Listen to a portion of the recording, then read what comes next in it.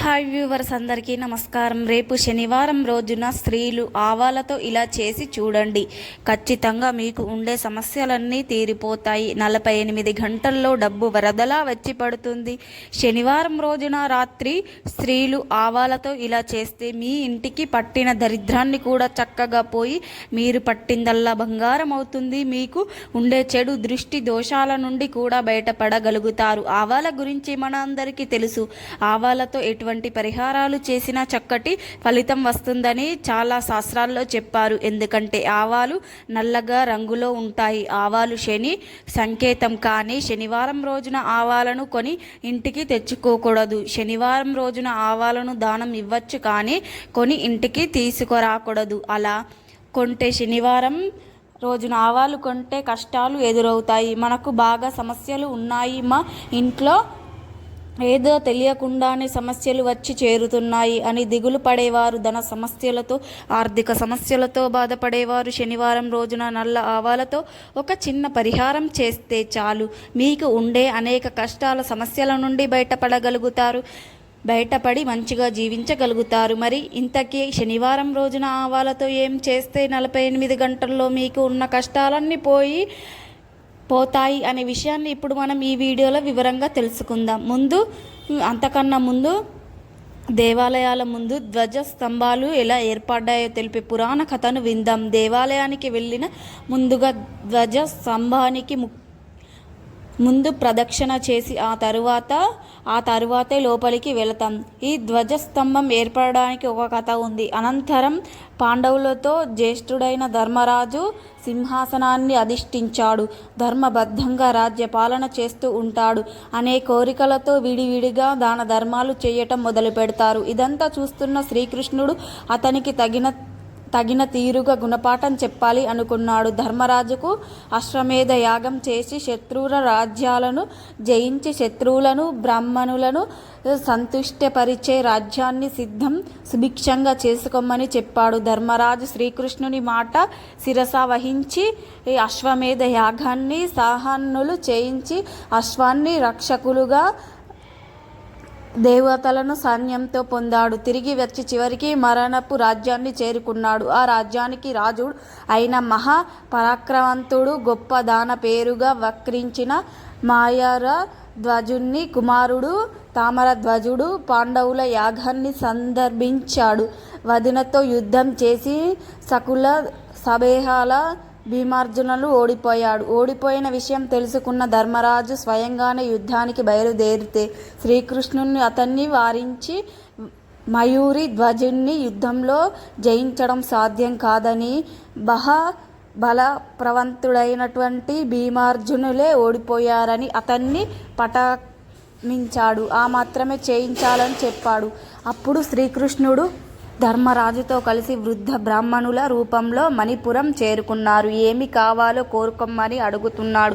దానికి శ్రీకృష్ణుడు, రాజా, మీ దర్శనమే మేము వస్తున్న దారిలో ఒక సింహం అడ్డు వచ్చి ఇతన్ని కుమారుణ్ణి పట్టుకుంది. బాలుణ్ణి విడిచిపెట్టవలసిందిగా మేము ప్రార్థించగా సింహం మానవ భాషలో ఇలా అంటుంది: మీ కుమారుడు మీకు కావాలి అంటే శరీరంలోని సగభాగం నాకు ఆహారంగా అతడి భార్య పుత్రులే స్వయంగా కోసి ఇవ్వగా తెచ్చి ఇస్తే అతన్ని వదిలేస్తానని చెప్పింది.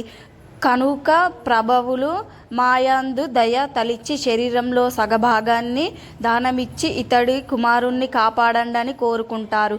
వారి కోరిక విన్న మయూరి ధ్వజుడు అంగీకరించి దానికి తగిన ఏర్పాట్లు చేయించి భార్య పుత్రులను పిలిచి అతన్ని శరీరాన్ని సమాధిపుగా కోసి వారికి ఇవ్వమని చెప్పాడు. చూసిన ధర్మరాజు అతన్ని దానగుణం చూసి ధర్మరాజు తమకు కన్నీరు కారుస్తూ ఇచ్చిన దానం మాకు వద్దు అంటాడు. అందుకు మాయూరి ధ్వజుడు, మహాత్మా, తమరు పొరపాడుతున్నారు. బాధపడిన శరీరాన్ని మీకు ఇవ్వటం లేదు. నా కుడి భాగం పరోపకానికి ఉపయోగపడుతుంది అని ఆ భాగ్యం తనకు కలగడం లేదు అని అది చాలా బాధపడుతూ కన్నీరు కారుస్తుంది అని వివరిస్తాడు. దానికి దానశీలకు మెచ్చిన శ్రీకృష్ణుడు తన నిజ రూపాన్ని చూపి మయూరి ధ్వజుణ్ణి, నీ దానగుణం అమోహం, ఏది మనం కోరుకుంటే అనుగ్రహిస్తాను. ఏదైనా పరమాత్మ నా శరీరాన్ని నశించి నా ఆత్మ పరోపకారం ఉపయోగపడేలా నిత్యం నీ ముందు ఉండేలా అనుగ్రహించండి అని కోరతాడు. అందుకు శ్రీకృష్ణుడు, ధ్వజ, నీ నుంచి ప్రతి దేవాలయాలు ముందుగా గుర్తుగా నీ పేరున ధ్వజ స్తంభాలు వెలుస్తాయి. వాటిని ఆశ్రమించి నీ ఆత్మ నిత్యం దైవ సన్నిధిలో ఉంటుంది. ముందు నిన్ను దర్శించి ప్రదక్షిణం నమస్కారాలు చదివిన మొదటనే ప్రజలు తమ ఇష్ట దైవాలను దర్శించుకుంటారు. ప్రతి నిత్యము నీ శరీరము దీపం ఎవరు ఉంచుతారు వారి జన్మ ఫలితమవుతుంది. దీపం రాత్రుల యందు బాటసారులకు దారి చూపే దీపం అవుతుంది అంటూ అనుగ్రహించాడు. ధ్వజ స్తంభాలు తప్పనిసరిగా ప్రతిష్ఠించడం ఆచారమైంది. భక్తులు ముందుగా గజస్తంభం చేసుకోవడం సంప్రదాయంగా మారింది. ఇక వీడియోలోకి వస్తే, కొంతమంది ఎప్పుడూ పడిపోతూ ఉంటారు, లోపల మదన పడిపోతూ ఉంటారు. ఎందుకు కష్టాలు వస్తాయో తెలియదు, కానీ పదే పదే సమస్యలు వస్తూనే ఉంటాయి. సమస్యల వలన ఆర్థిక ఇబ్బందులు పడిపోతూ ఉంటారు. భార్యాభర్తల మధ్యలో గొడవలు వస్తూనే ఉంటాయి, మనశ్శాంతి ఉండదు. ఇలా మీకు ఏ విధమైన సమస్యలు ఉన్నా సరే ఇంట్లోనే ఆడవారు శనివారం రోజున రాత్రి పడుకునే ముందు చక్కగా గుప్పెడు ఆవాలతో ఒక పరిహారం చేసుకోండి. 48 గంటల్లో మీకు కష్టాలన్నీ కూడా పోతాయి. అంటే ఏమీ లేదు, శనివారం రోజున రాత్రి పడుకునే ముందు ఆడవారు గుప్పెడు ఆవాలను తీసుకోండి. ఆ తర్వాత ఒక ఎరుపు రంగు వస్త్రాన్ని తీసుకోండి. వస్త్రంలో ముందుగా ఈ ఆవాలను వేయండి. ఆ తర్వాత ఒక బొగ్గు ముక్కను కూడా వేయండి. మీకు బొగ్గు దొరక్కపోతే ఒక ఇనుప ముక్కను వేయండి.